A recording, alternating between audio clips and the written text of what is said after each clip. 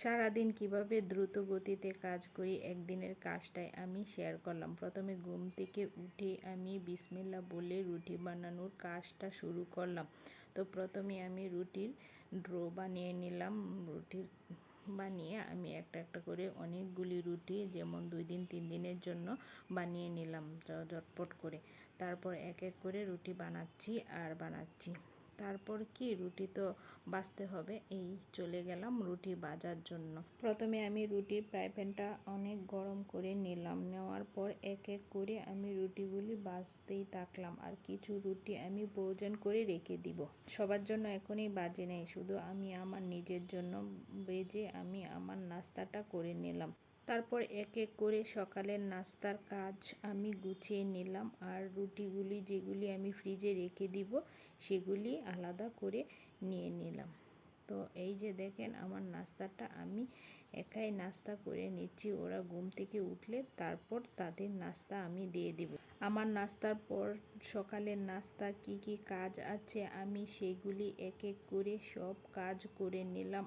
আর মাথার মধ্যে ঘুরতেছে যে আজকে দুপুরে কি কি রান্না করব সেটাই আমি ভাবতেছি। তো এমন কার কার হয় আমার মতো যে নাস্তা করব তারপর দুপুরের জন্য চিন্তা করতে হয়। আর এই যে রুটিগুলি ছিল এগুলি আমিও গুছিয়ে নিলাম। তারপর দুপুরে আমি প্রথমে ভাত বসিয়ে দিব। ভাতের জন্য আমি ভালো করে চালগুলি ধুয়ে নিলাম। আবার দুপুরে একটা চা বিরতি থাকে, চা বসিয়ে দিলাম। আর এদিকে দেখেন আমার সিংয়ের কি অবস্থা, এগুলিও আমার ধুইতে হবে, পরিষ্কার করতে হবে, তারপর এক নিমেষে করে নেব।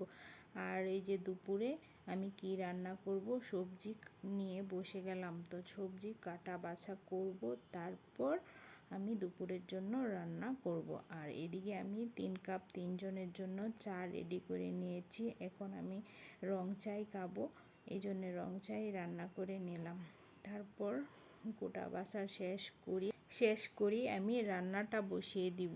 তো রান্নাটা কিন্তু আমার দ্রুত গতিতে হয়ে যায়, এই আর কি। তো রান্না করব আমি আজকে ট্যাংরা মাছ আর যে কচু সরা দিয়ে একটু ঝোল ঝোল রান্না করব। আর পুঁই শাক। এদিকে আমি প্রথমে ট্যাংরা মাছগুলি হালকা ভেজে নিলাম। ভেজে নেওয়ার পর আমি কচুর সরাগুলি একটু কষিয়ে নিয়ে একটা মজাদার তরকারি রান্না করে নিলাম। আর বাচ্চাদের জন্য মুরগির মাংস রান্না করলাম।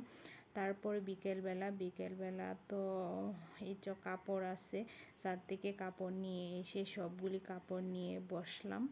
বসার পর ঝটপট করে এক নিমিষে হয়ে গেল আমার সব কাপড় গোছানি। ওয়াও, কত আরাম। এখন সন্ধ্যা হয়ে গেল।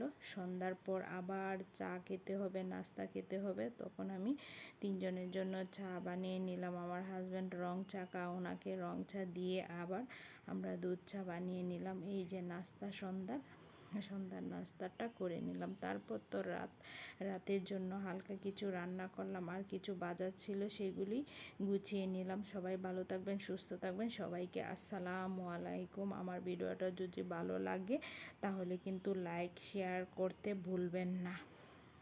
আজকে এই পর্যন্ত। সবাইকে আল্লাহ হাফেজ।